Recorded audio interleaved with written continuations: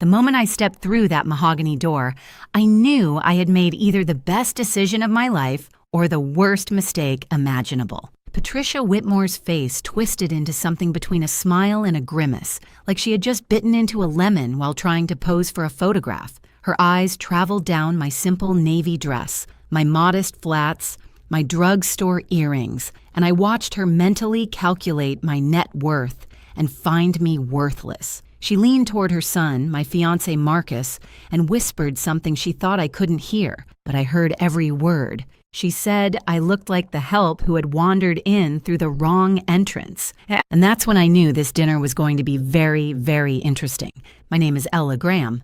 I'm 32 years old and I have a confession to make. For the past 14 months, I've been keeping a secret from the man I was supposed to marry. Not a small secret like eating the last slice of pizza and blaming it on the dog. Not a medium secret like the fact that I still sleep with a stuffed animal from childhood. No, my secret was that I make $37,000 a month. Before taxes, it's even more obscene. After taxes, it's still the kind of number that makes accountants do a double take and ask if there's been a mistake. I'm a senior software architect at one of the largest tech companies in the Pacific Northwest. I've been writing code since I was 15, sold my first app at 22, and have been climbing the corporate ladder ever since. I hold 3 patents.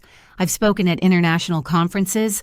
I have stock options that would make your eyes water. And Marcus thought I was an administrative assistant who could barely afford her rent. I never actually lied to him. When we met at a coffee shop 14 months ago, he asked what I did, and I said I worked in tech. He nodded like he understood, then asked if I handled the scheduling for the executives. I smiled and said something vague about supporting the team. He filled in the blanks himself, and I just never corrected him. Why would I do something like that? Why would I let the man I was dating, the man I was falling in love with, believe I was struggling financially when I could have bought his car 10 times over? Because I learned something a long time ago from the most important person in my life. My grandmother raised me after my parents passed when I was 7. She lived in a modest house in a quiet neighborhood, drove an older car, shopped at regular grocery stores, and never wore anything flashy. She taught me to cook simple meals, to appreciate small pleasures, and to never judge my worth by the number in my bank account. What I didn't know until she passed, when I was 24, was that my grandmother was worth several $million.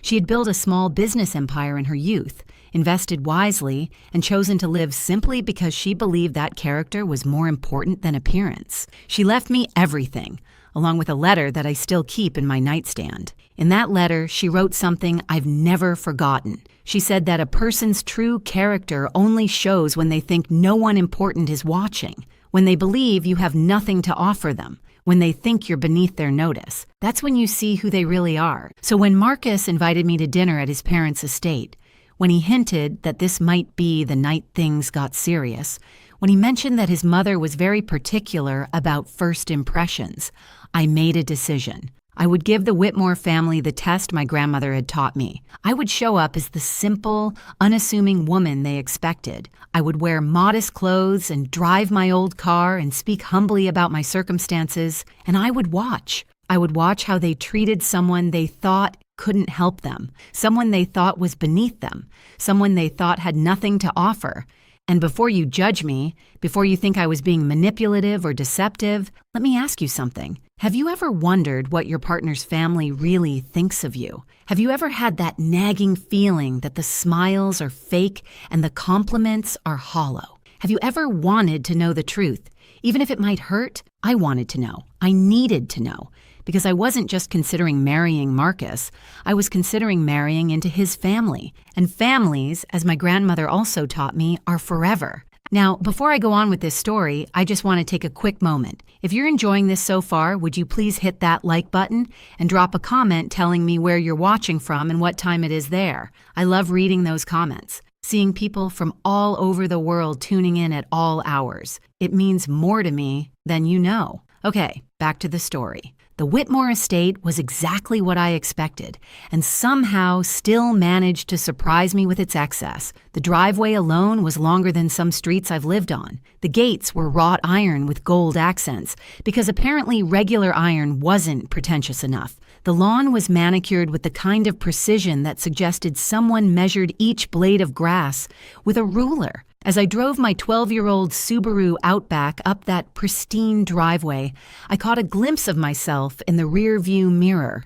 Simple makeup, hair pulled back in a low ponytail, my grandmother's small gold studs in my ears, the only jewelry I wore. I looked exactly like someone who didn't belong here. Perfect. Marcus met me at the door with a kiss that felt slightly performative, like he was doing it for an audience. His eyes flicked to my dress, my shoes, my lack of accessories, and I saw something in his expression that I had never noticed before. Embarrassment. He was embarrassed by how I looked. I filed that observation away for later.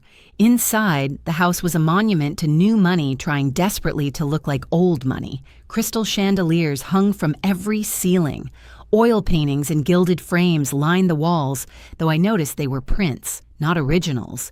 The furniture was expensive but uncomfortable looking, chosen for appearance rather than function. And there, standing in the foyer like a queen surveying her kingdom, was Patricia Whitmore. She was in her early 60s, with the kind of face that had clearly seen several excellent surgeons. Her blonde hair was styled in a perfect helmet that probably required industrial-strength hairspray to maintain. Her dress was designer, her jewelry was real, and her smile was absolutely, completely fake. She extended her hand to me like she was granting an audience. I shook it and felt the limpness, the dismissal, the complete lack of warmth. Then she made that comment to Marcus, the one about me looking like the help. And I smiled and pretended I hadn't heard a thing.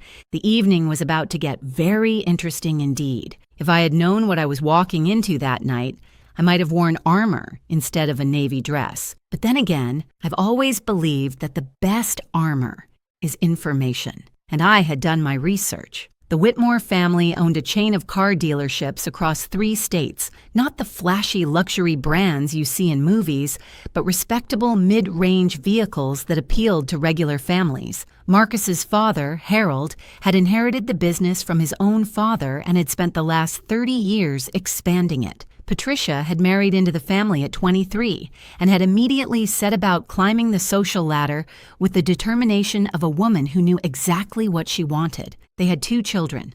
Marcus, my fiancé, was 34 and worked as a marketing manager at a company that had nothing to do with the family business. This was apparently a sore point with Harold, who had expected his son to take over the dealerships. And then there was Vivian, the older sister, who was 38 and treated the family fortune like her personal piggy bank. I had found all of this through public records, social media, and a few well-placed Google searches. I had seen photos of lavish parties, society events, and charity galas. I had read articles about Patricia's philanthropy, though a closer look revealed that most of her donations came with significant tax benefits and publicity opportunities. None of this had prepared me for meeting Vivian in person. She arrived 20 minutes late, which I would later learn was her signature move. Making an entrance was more important than being respectful of other people's time. She swept into the living room wearing a dress that cost more than most people's monthly rent, with diamonds dripping from her ears and neck like she had fallen into a jewelry store and come out covered in merchandise. Her greeting to me was a single word, delivered with the warmth of a frozen fish. Hello. Not hello, nice to meet you. Not hello, Marcus has told us so much about you. Just hello, with a slight curl of the lip that suggested she had smelled something unpleasant. I smiled and said hello back. She turned to her mother and began a conversation that pointedly excluded me, discussing some charity event and whether the florist had been fired yet for last month's debacle. I stood there, holding the glass of water I had been offered, feeling about as welcome as a vegetarian at a steakhouse. Marcus hovered nearby, looking uncomfortable but saying nothing. That was the second observation I filed away. Harold Whitmore was a different creature altogether. He was a large man, the kind who had probably been athletic in his youth but had since surrendered to the comforts of wealth. He shook my hand with a grip that was meant to be impressive but just felt tired. His eyes were shrewd, though, and I noticed him watching me with something that might have been curiosity. There was another guest at this dinner, someone I hadn't expected, an older gentleman named Richard Hartley, who was introduced as an old family friend and business associate. He was in his late 60s, with silver hair and sharp eyes that seemed to miss nothing. When he shook my hand, his gaze lingered on my face with a flicker of recognition that confused me. Did I know him? Had we met somewhere before? I couldn't place him, and he didn't say anything, but throughout the evening I would catch him staring at me with that same puzzled expression. Patricia led us into the dining room, which was decorated like someone had been given an unlimited budget and zero taste. The table was long enough to host a royal banquet. The chairs were upholstered in what I assumed was real silk, and the place settings included more forks than I had ever seen outside of a restaurant supply store. I counted them. There were 6 forks at each place setting. 6 for a single meal. I've seen surgeries performed with fewer instruments. Patricia noticed me looking at the silverware and smiled that frozen smile of hers. She said she supposed I wasn't accustomed to formal dining, her voice dripping with false sympathy. I said that my grandmother always taught me that it's not the forks that matter, but the company you share the meal with. Patricia's smile tightened almost imperceptibly. Vivian snorted into her wine glass, and dinner began.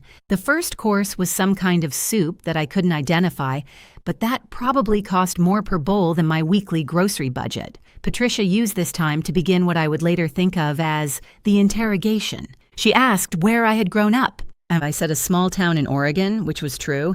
She asked about my family. I said my grandmother had raised me, which was also true. She asked what my parents did. I said they had passed when I was young. Patricia made a sound that was supposed to be sympathetic, but came out sounding like a drain unclogging.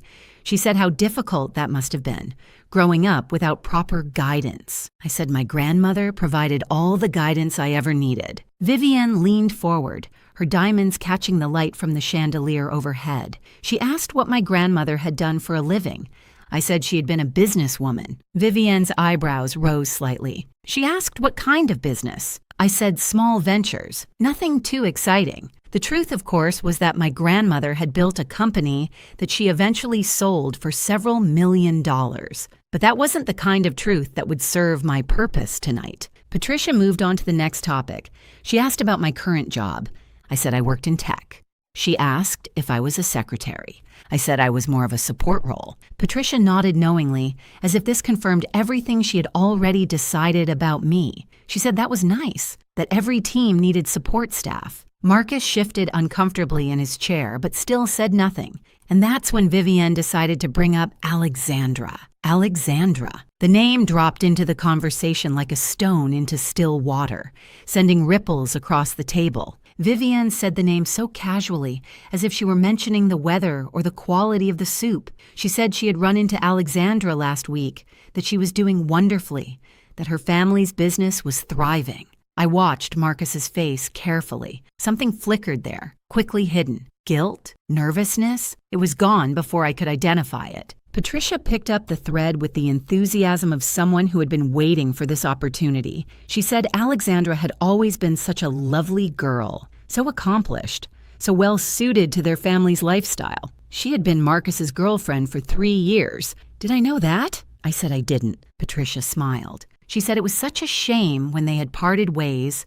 Everyone had expected them to end up together. Alexandra's family owned an import company that dealt in luxury vehicles, which would have been such a perfect match for the Whitmore dealerships. The implication was clear. Alexandra had been the right choice. I was not. I looked around the dining room and noticed for the first time that there were photographs on the wall behind me. I turned slightly in my chair and saw a gallery of family moments, Christmases, birthdays, graduations, and in at least 4 of those photographs, a beautiful dark-haired woman stood next to Marcus, her arm linked through his, her smile radiant. Alexandra. Patricia followed my gaze and said nothing, but her satisfaction was almost palpable. Vivian twisted the knife a little deeper. She said Alexandra was still single, actually. Such a surprise that no one had snatched her up yet, almost like she was waiting for something.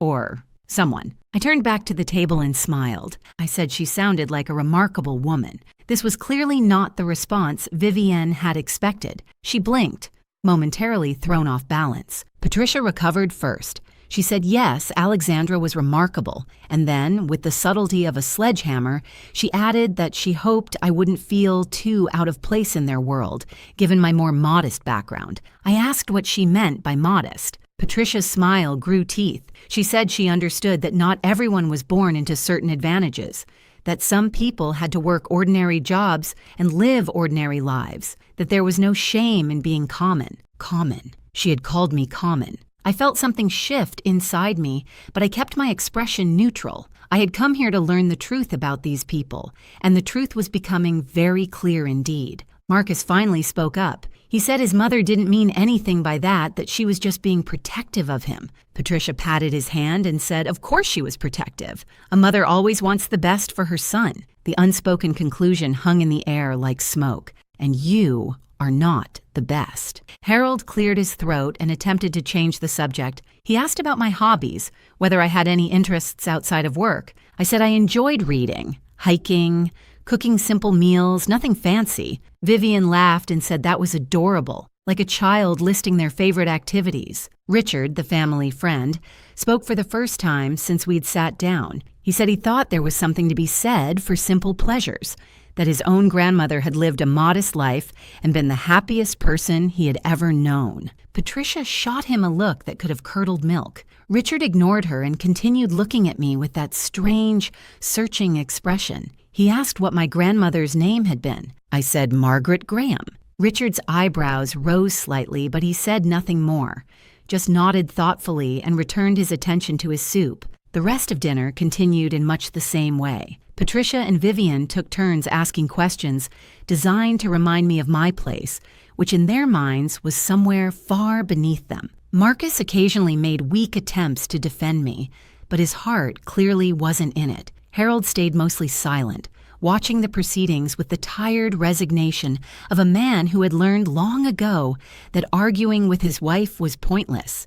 And through it all, Richard watched me. By the time dessert arrived, I had learned everything I needed to know about the Whitmore family. They were snobs of the highest order, the kind who measured human worth in dollars and social connections. They saw me as an obstacle to be removed, a problem to be solved, a mistake Marcus had made that needed correcting. But I had also learned something else, something I hadn't expected. Marcus was not the man I had thought he was. The Marcus I had fallen in love with was kind and attentive and seemed genuinely interested in me as a person. But this Marcus, the one who sat at his mother's table and let her tear me apart without a word of real protest, was someone different, someone weaker, someone who cared more about his family's approval than about defending the woman he claimed to love. I wondered which one was the real Marcus. I was about to find out. So now, after dessert, Patricia announced that we would have coffee in the sitting room.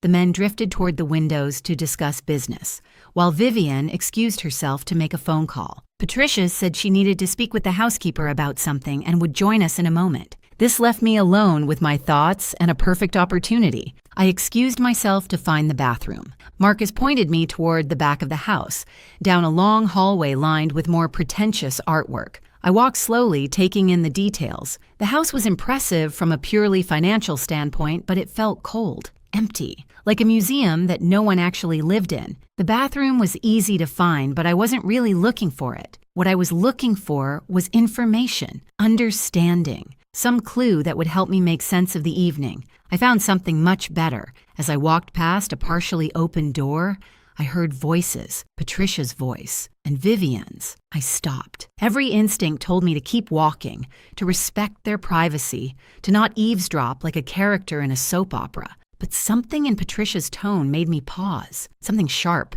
urgent. I moved closer to the door, staying in the shadows. Patricia was saying that we needed to deal with this situation quickly, that Marcus couldn't be allowed to make this mistake. Vivian agreed. She said she couldn't believe he had actually brought her here, that she had thought this was just a phase, like his vegetarian period in college. Patricia said this was more serious than a diet. This woman could ruin everything.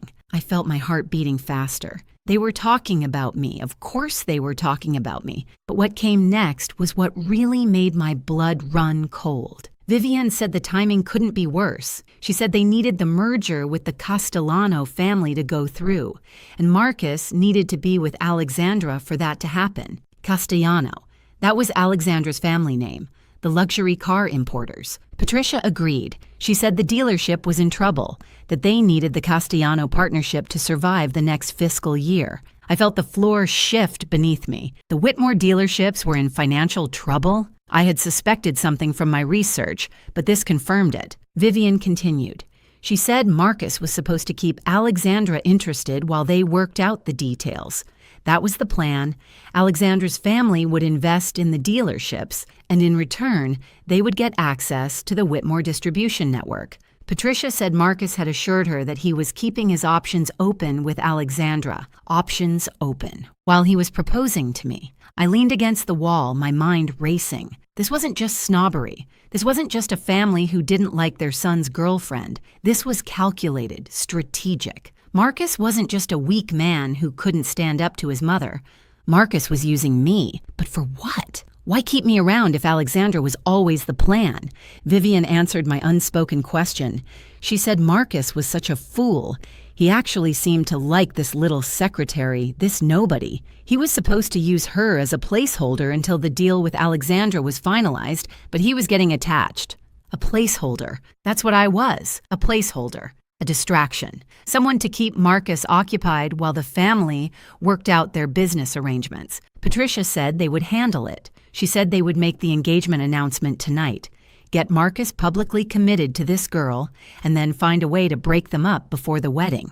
Once they had Alexandra secured, they would discover some terrible secret about me that would justify ending the engagement. Vivian asked, "What terrible secret?" Patricia said they would invent one if necessary. I stood in that hallway, frozen, listening to two women plan the destruction of my relationship like they were planning a dinner party. And then Vivian said something that made everything even worse. She said at least the girl was too stupid to suspect anything, that Marcus had picked well in that regard. She was naive, trusting, probably just grateful that someone like Marcus had noticed her at all. Patricia laughed and agreed. I stepped back from the door, moving silently down the hallway. My hands were shaking, but not with hurt, with anger. They thought I was stupid. They thought I was naive. They thought I was so desperate for love that I would accept whatever crumbs they threw my way. They had no idea who they were dealing with. I found the bathroom,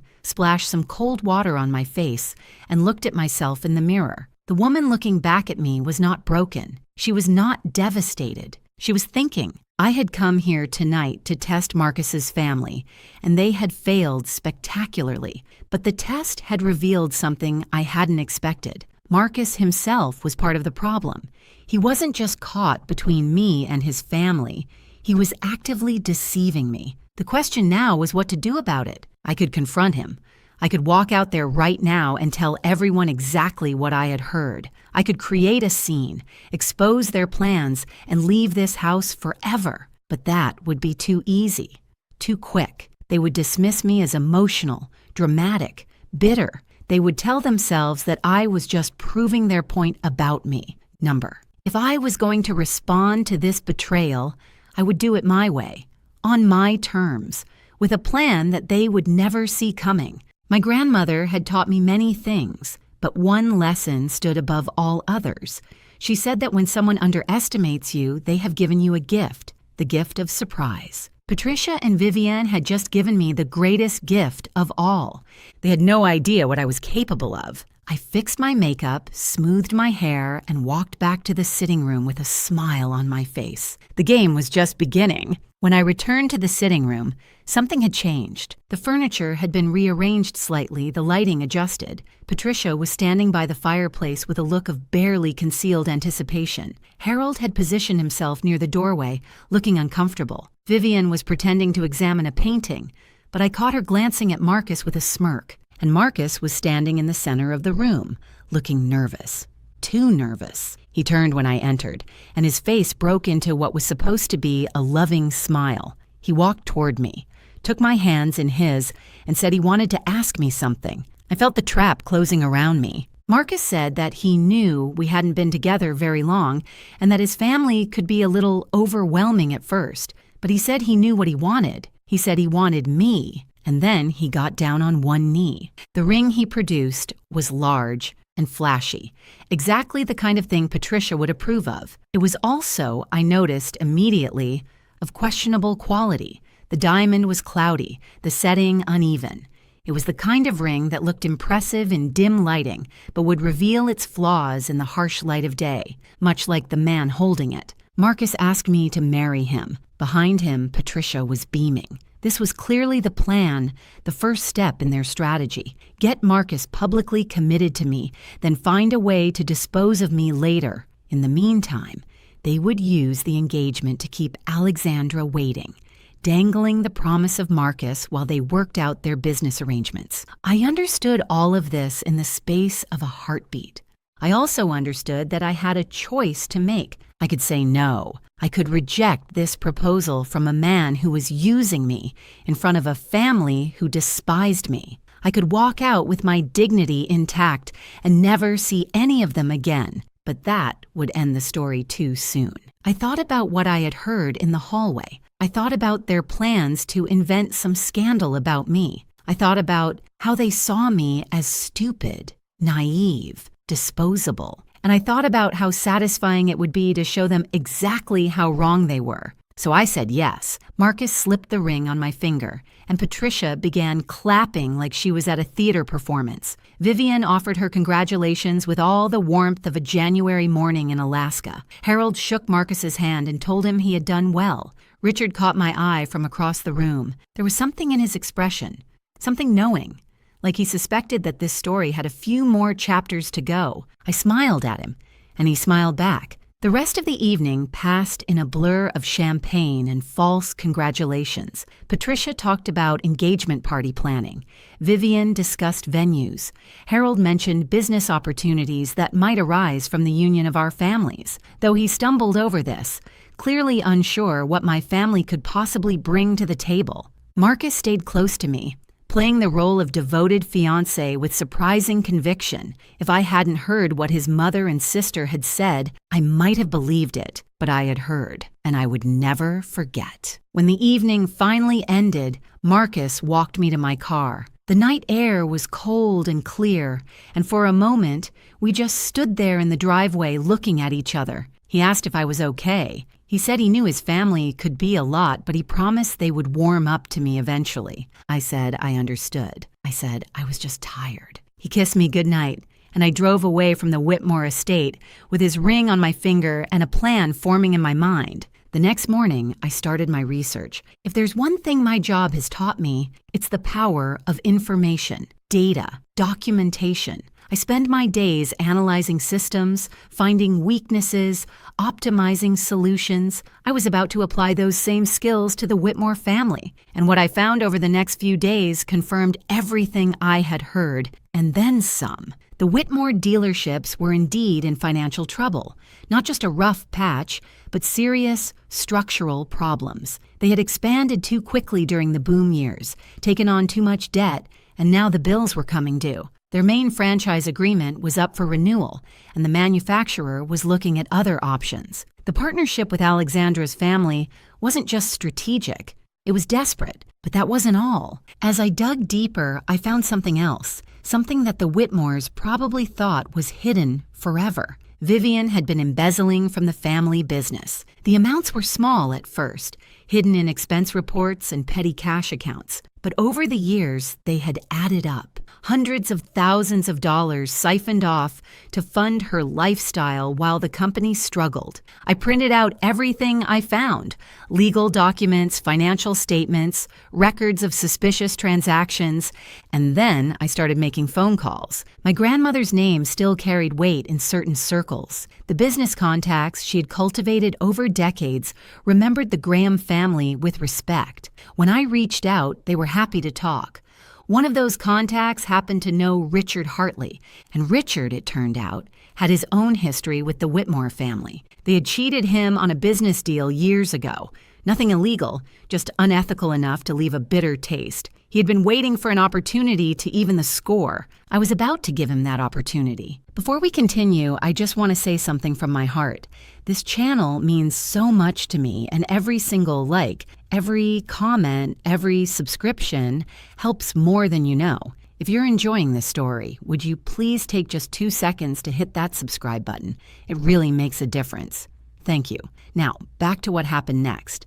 The next few weeks were an exercise in patience and performance. I played the role of the happy fiancé with the skill of an award-winning actress. I attended family dinners at the Whitmore estate. I listened to Patricia's passive-aggressive comments with a smile. I watched Vivian flaunt her designer clothes and expensive jewelry, knowing exactly where the money had come from, and I watched Marcus. He was different now, or maybe I was just seeing him clearly for the first time. The attentiveness I had once found charming now seemed calculated. The compliments felt rehearsed, and his phone, which he guarded with increasing vigilance, buzzed with messages that he quickly hid from view. I knew who was texting him. I had seen the name flash across his screen more than once. Alexandra. One evening, I told Marcus I was working late.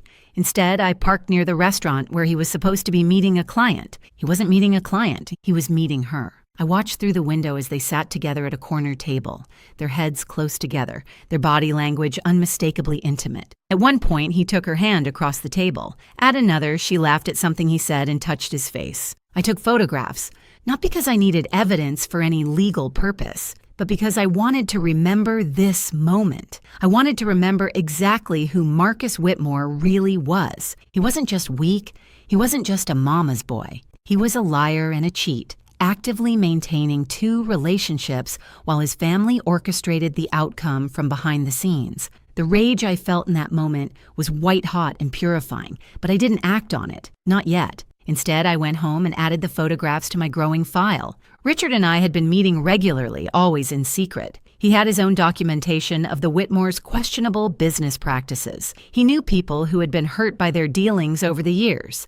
He was more than willing to help bring them down. But he asked me why. He said he understood his own motivations, but he wanted to know mine. Was this just about revenge, or was it something more? I thought about his question for a long time before I answered. I said it wasn't about revenge. It was about truth. I said the Whitmores had spent their lives using their money and position to manipulate people. They treated anyone they deemed beneath them as disposable. They were raising Marcus to be the same way, and they would keep doing it to others long after I was gone. I said someone needed to show them that their money couldn't protect them from consequences. Richard nodded slowly. He said my grandmother would be proud. That was the moment I knew I had made the right choice. The engagement party was set for 3 weeks later. The Whitmores were hosting it at their estate, inviting everyone who mattered in the business community. Patricia was treating it like a coronation, an opportunity to show off her perfect family to the world. She had no idea what was coming. I spent those 3 weeks preparing. I coordinated with Richard. I made strategic calls to industry contacts. I even reached out to the car manufacturer that was considering dropping the Whitmore dealerships. They were very interested in what I had to share. And then, the night before the party, I did one last thing. I gave Marcus one final chance to be honest. We were sitting in his apartment going over last-minute details for the party. I asked him, casually, how he felt about us, about our future. He said he was excited. He said he couldn't wait to marry me. I asked if there was anything he wanted to tell me, anything at all. He looked at me with those blue eyes that I had once found so charming. He said there was nothing. He said I was everything he had ever wanted. I asked about Alexandra. His face went pale. He recovered quickly, but I had seen the flash of fear in his eyes. He said Alexandra was just an old friend, nothing more. I nodded and said I understood. And in that moment, I did understand. I understood that Marcus would never tell me the truth. He would lie to my face for as long as it served his purposes. He was his mother's son through and through. The next evening, I put on a dress from my real closet. Not the modest navy number I had worn to that first dinner. This was designer, elegant, worth more than everything Patricia was wearing combined. I looked at myself in the mirror and smiled. It was time to show the Whitmore family exactly who they had underestimated. The Whitmore estate had been transformed for the engagement party. White tents dotted the manicured lawn. Crystal chandeliers hung from temporary structures, casting prismatic light across the gathering crowd. A string quartet played tasteful classical music near the fountain. Waiters in crisp uniforms circulated with champagne and hors d'oeuvres that probably cost more per bite than some people's hourly wage. Patricia had outdone herself. This wasn't just a party, this was a statement. I pulled up in my usual Subaru, watching the valet's expressions as they tried to reconcile my modest vehicle with the parade of Mercedes and BMWs that had preceded me. One of them actually asked if I was with the catering company. I smiled and handed him my keys. The walk from the parking area to the main tent felt like a runway. With every step, I shed the persona I had been wearing for the past 3 weeks, the nervous girlfriend, the grateful fiancé, the simple woman who should be thankful for Patricia Whitmore's grudging acceptance. Tonight, I was Ella Graham, the real one. My dress was a deep emerald green, custom fitted by a designer whose name was whispered in fashion circles with reverence. My jewelry was understated, but unmistakable to anyone who knew quality. My grandmother's diamond pendant hung at my throat, a piece that had been appraised at more than most cars cost. My watch was a limited edition that only 50 people in the world owned. I had spent the past 14 months hiding who I was. Tonight, I would stop hiding. The first person to notice me was a woman I didn't recognize, someone's wife or girlfriend standing near the entrance to the main tent. She looked at me, did a double take, and then whispered something to her companion. They both stared. I kept walking.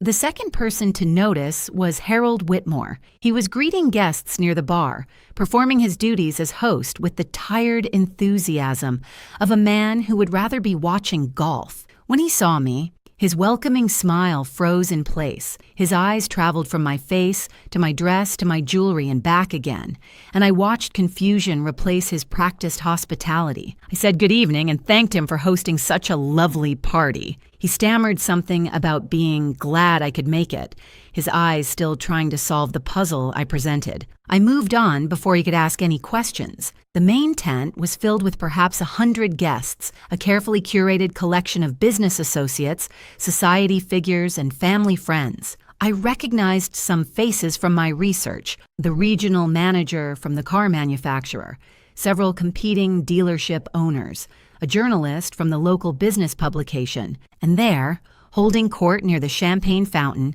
was Patricia Whitmore. She was wearing a cream-colored gown that had probably cost a small fortune, though it was clearly off the rack despite her best efforts to suggest otherwise. Her jewelry was impressive by normal standards, but unremarkable by the standards of true wealth. She was laughing at something one of her guests had said, her head thrown back in that practiced way that suggested she had learned to fake amusement at finishing school. She hadn't seen me yet. I collected a glass of champagne from a passing waiter and made my way through the crowd, stopping to introduce myself to several guests along the way. Each interaction followed the same pattern: confusion at my appearance, surprise when I mentioned I was Marcus's fiancé, renewed confusion when my dress, my jewelry, my manner didn't match whatever they had been told about me. Word was spreading. I could see it in the whispers, the sidelong glances, the phones being subtly checked as people tried to figure out who I really was. Good.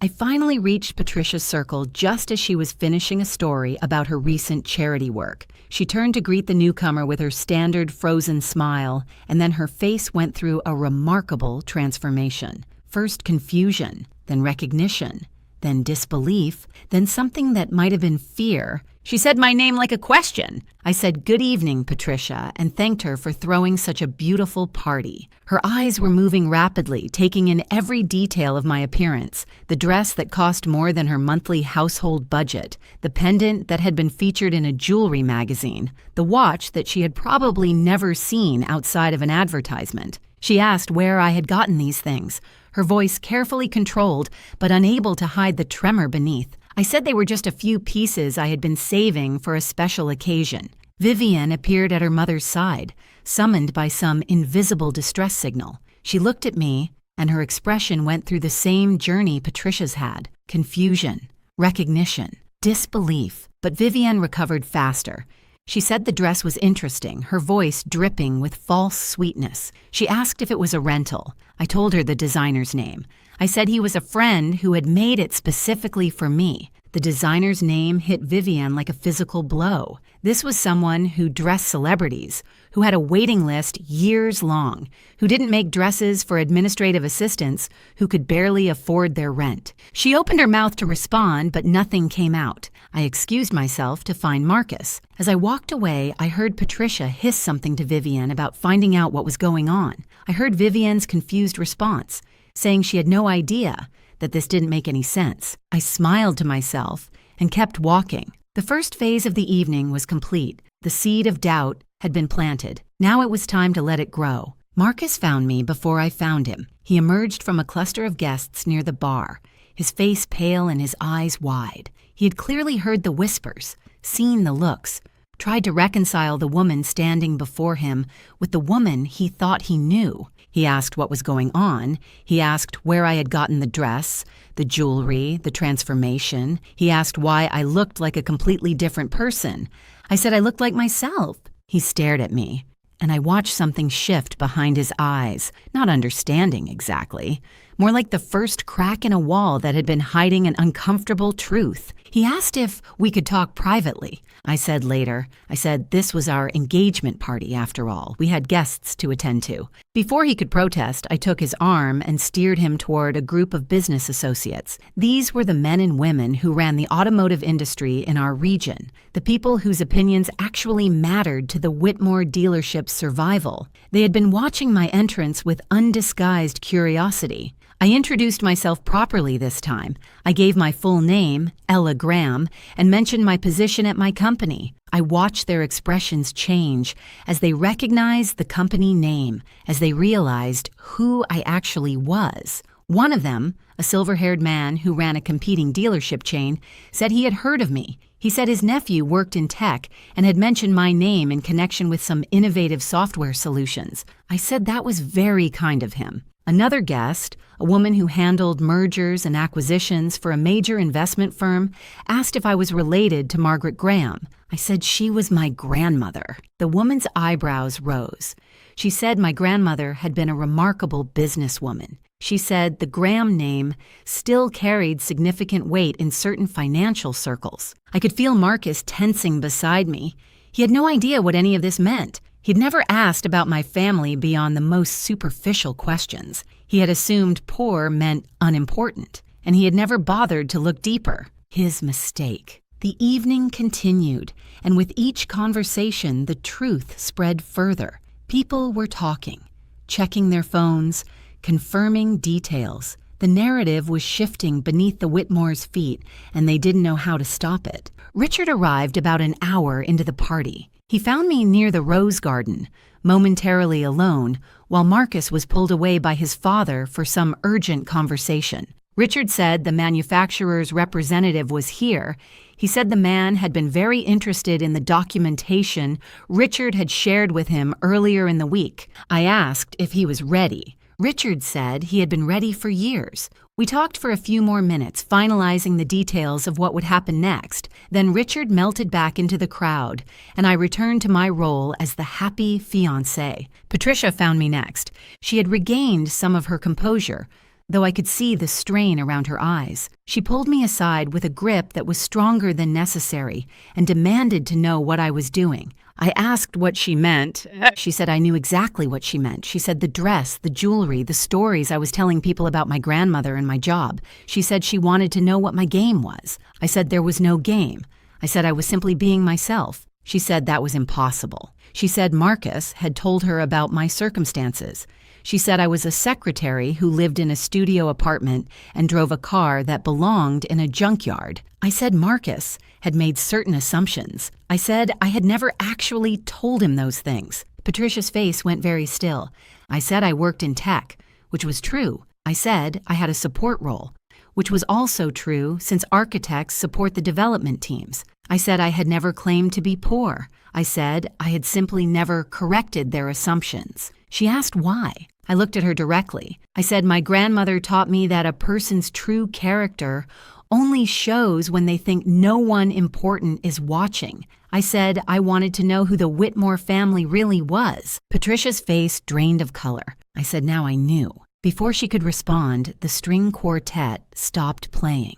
Harold Whitmore's voice came over the speaker system, announcing that it was time for the official toasts and speeches. Patricia looked at me with something that might have been fear. I smiled and walked toward the stage. The main event was about to begin. The stage had been set up at the far end of the main tent, decorated with flowers and soft lighting that was probably meant to be romantic, but instead felt like a spotlight waiting for its moment. Harold stood at the microphone, welcoming guests and thanking them for coming to celebrate this special occasion. He talked about family, about tradition, about the importance of strong partnerships in both business and life. His eyes kept darting to Patricia, who was making her way through the crowd toward the stage with the determination of a general approaching a battlefield. She reached the microphone just as Harold was finishing his remarks. She took over smoothly, her composure firmly back in place, her smile as frozen and perfect as ever.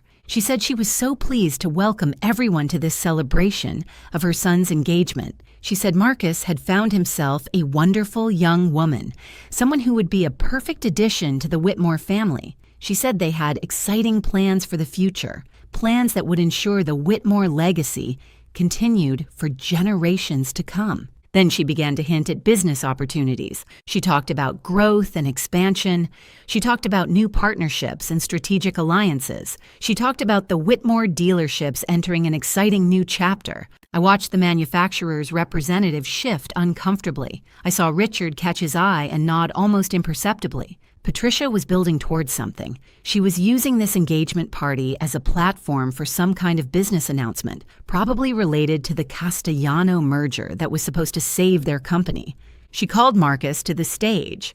He climbed the steps looking nervous, though he was trying to hide it behind his practiced smile. He stood beside his mother and looked out at the crowd, searching for me, his expression complicated. Patricia said there was one more person who should be on this stage. She said she wanted to welcome her future daughter-in-law, the woman who had captured her son's heart. She said my name, and the crowd turned to look at me. I set down my champagne glass and walked toward the stage. The tent was silent except for my footsteps. Every eye was on me. The whispers had done their work. Everyone knew that something was happening, that this engagement party was about to become something else entirely. I climbed the steps and stood beside Marcus. He reached for my hand, but his grip was uncertain, questioning. Patricia handed me the microphone with a smile that didn't reach her eyes. She said she was sure I wanted to say a few words. I looked at the microphone in my hand. I looked at Marcus. I looked at Patricia, who thought she was in control. I looked at the crowd filled with people who could make or break the Whitmore family's future. I said, yes, I did want to say a few words, and then I began to speak. I said I wanted to thank Patricia for the warm welcome she'd given me. I said I wanted to acknowledge the Whitmore family for showing me exactly who they were over the past few weeks. Patricia's smile flickered. I said, when I first came to this house, I made a decision. I decided to let the Whitmores see a simple version of me, a woman without expensive clothes or impressive credentials, a woman they might consider beneath their notice. The crowd was utterly silent. I said I wanted to see how they would treat someone they thought couldn't help them, someone they thought had nothing to offer, someone they thought was, in Patricia's words, common. Patricia's face went white. I said what I had found was illuminating. I described the dinner where I had been compared unfavorably to my fiancé's ex-girlfriend. I described the whispered insults Patricia thought I couldn't hear. I described being called the help, being called common, being called a gold digger by people who knew nothing about me. Marcus was staring at me now, his face a mask of horror. I said, and then I heard something I wasn't supposed to hear. I described the conversation in the study. I described Vivian and Patricia discussing how to remove me from Marcus's life. I described learning that I was just a placeholder, someone to keep Marcus occupied while the family arranged his real future with Alexandra Castellano. Gasps rippled through the crowd. I said I discovered that the Whitmore dealerships were in serious financial trouble. I said I learned they were desperate for a merger with the Castellano family to survive. I said I found out that Marcus had been keeping his options open with Alexandra the entire time we were together. I pulled out my phone and showed a photograph on the screen. Marcus and Alexandra at the restaurant, holding hands across the table. I said this was taken 2 weeks ago, while Marcus was supposedly working late. The crowd erupted in whispers.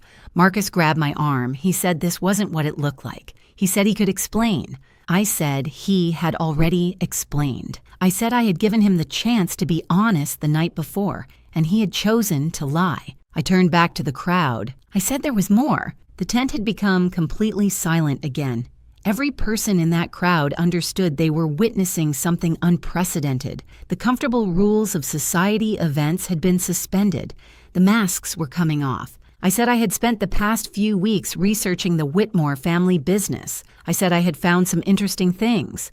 I mentioned the financial records, the overextended credit, the declining sales, the franchise agreement that was about to be terminated. Harold Whitmore's face had gone gray. I said I had also found evidence of something more serious. I looked directly at Vivian, who was standing near the back of the tent, frozen in place like a deer caught in headlights. I said Vivian Whitmore had been embezzling from the family company for years. I said the amounts had started small but had grown over time. I said the total was now in the hundreds of thousands of dollars. Vivian's husband turned to look at her with an expression of pure shock. Vivian shouted that was a lie. She said I had no proof. She said I was just a bitter woman trying to destroy their family. Richard stepped forward from the crowd. He said he had proof. He walked toward the stage, carrying a folder that I knew contained years of documentation, bank records, expense reports, transaction histories, everything needed to prove exactly what Vivian had done. He handed the folder to the manufacturer's representative,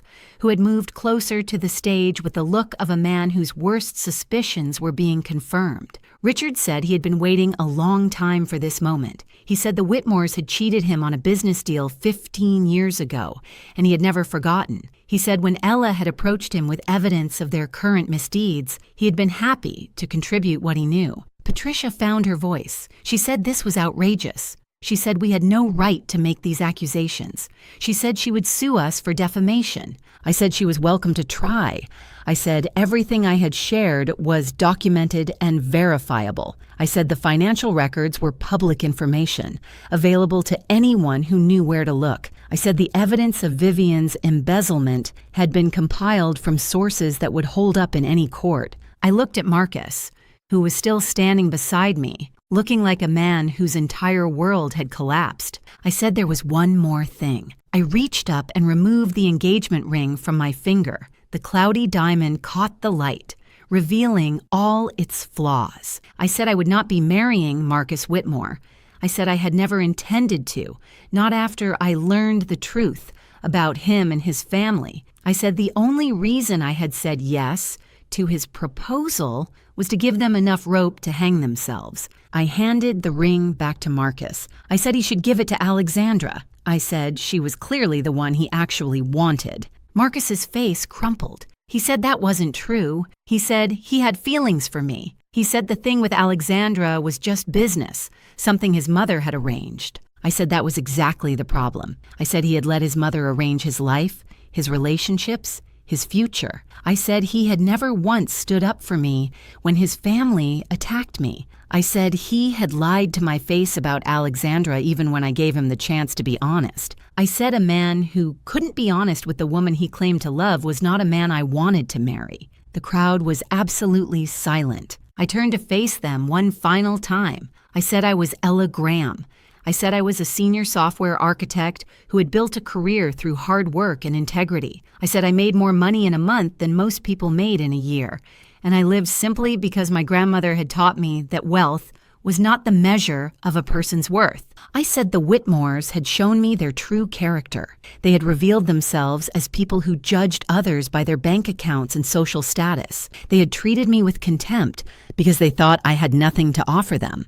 I said that was the kind of character that would eventually destroy them, with or without my help. I set the microphone down on the podium and walked off the stage. The crowd parted for me like water. No one spoke. No one tried to stop me. Behind me, I heard the chaos begin. I didn't look back as I walked through the tent, but I could hear everything. Patricia's voice, high and desperate, trying to salvage the situation. She was saying there had been a misunderstanding, that I was clearly disturbed, that none of what I had said was true, but the damage was done. I could hear the manufacturer's representative speaking into his phone, his voice clipped and professional. I could hear other guests murmuring, some already heading for the exits, wanting to distance themselves from the disaster unfolding before them. I reached the edge of the tent and paused. Vivian had cornered her husband near the bar, trying to explain, trying to justify. His expression was stone. He was looking at her like he had never seen her before, like the woman he had married had been replaced by a stranger wearing her face. Harold was slumped in a chair, his head in his hands. The patriarch of the Whitmore Empire, brought low by the exposure of secrets he had probably suspected but never wanted to acknowledge. And Marcus. Marcus was standing alone on the stage, the rejected ring still clutched in his hand. He was looking at me with an expression I couldn't quite read. Anger? Grief? Regret? It didn't matter anymore. I walked out of the tent and into the cool night air. The stars were bright overhead, indifferent to the human drama playing out beneath them. I took a deep breath, filling my lungs with air that felt cleaner somehow, lighter. Richard found me by the fountain a few minutes later. He said it was done. He said the manufacturer had already made the call. The Whitmore dealerships would lose their franchise agreement by the end of the month. I asked if he felt satisfied. He said satisfaction wasn't quite the right word. He said it felt more like relief, like a debt that had finally been paid. I understood what he meant. He asked what I would do now. I said I would go home. I said I would sleep well for the first time in weeks. I said I would wake up tomorrow and continue building the life I had created for myself, the life that had nothing to do with Marcus Whitmore or his family. Richard nodded. He said my grandmother would have been proud of me tonight. I felt tears prick at my eyes, unexpected and unwelcome. I said I hope so. He handed me a business card. He said if I ever needed anything, I should call. He said he owed me one. I tucked the card into my purse and thanked him. Then I walked to the valet station, collected my old Subaru from a very confused attendant, and drove away from the Whitmore estate for the last time. In my rearview mirror, I could see guests streaming out of the tent, the party dissolving into chaos. I could see Patricia gesturing wildly, still trying to control a narrative that had slipped completely beyond her grasp. I turned my eyes back to the road and didn't look again. The drive home was quiet. I didn't turn on the radio, I didn't call anyone. I just drove through the night, letting the miles put distance between me and everything that had happened. When I finally reached my modest apartment, I sat in the car for a long moment before going inside. I thought about Marcus, about the man I had believed he was and the man he had turned out to be. I thought about how close I had come to marrying him, to binding my life to his, to becoming part of a family that would have treated me with contempt forever. I thought about my grandmother and the lesson she had taught me about character and worth, and I thought about the future, my future, the one I would build for myself, on my own terms, with people who valued me for who I was rather than what I could give them. I got out of the car and went inside. My apartment was small and simple, just the way I liked it. I made myself a cup of tea, changed out of my designer dress, and sat by the window in my old, comfortable robe. The city lights sparkled below me, thousands of lives playing out in thousands of windows. I was just one of them, nothing special, nothing extraordinary, and that was exactly how I wanted it. 1 week later, I was sitting at my kitchen table with my morning coffee when my phone buzzed with a news alert. The headline read, Whitmore Automotive facing closure after franchise termination. I read the article slowly, absorbing the details. The manufacturer had officially ended their partnership with the Whitmore dealerships, citing concerns about financial management and ethical practices.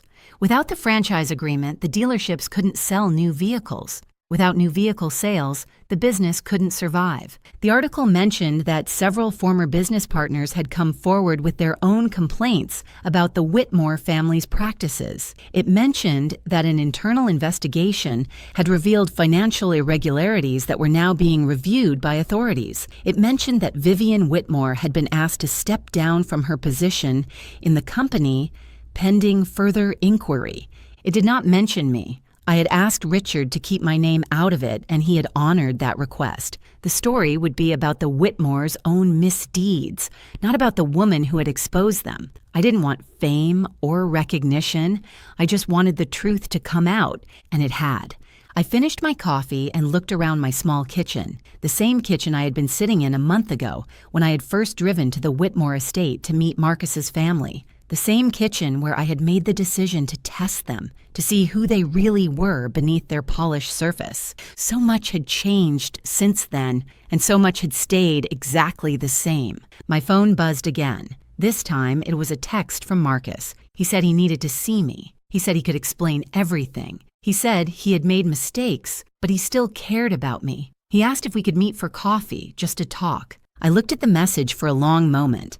Then I deleted it without responding. Some doors, once closed, should stay closed. I stood up and walked to my window, looking out at the morning sun rising over the city. It was going to be a beautiful day, a day for new beginnings, for moving forward, for building something better. My grandmother's pendant hung at my throat, warm against my skin. I touched it gently, thinking about the woman who had taught me everything I knew about character and worth. She had lived her life simply, not because she had to, but because she understood that the things that truly matter can't be bought. Love, integrity, self-respect, the knowledge that you have acted according to your principles, even when it would have been easier to compromise. The Whitmores had thought they could buy their way through life. They had believed that money and status made them better than everyone else, entitled to treat people however they wanted without consequences. They had been wrong. I turned away from the window and got ready for work, my regular job at my regular company, doing the work I loved with people who respected me for my skills and character, rather than my bank account. The story of the Whitmore family would continue to unfold in the coming weeks and months. There would be investigations and legal proceedings. There would be consequences and repercussions. The empire they had built on a foundation of arrogance and deception would crumble, piece by piece. But that was their story now, not mine.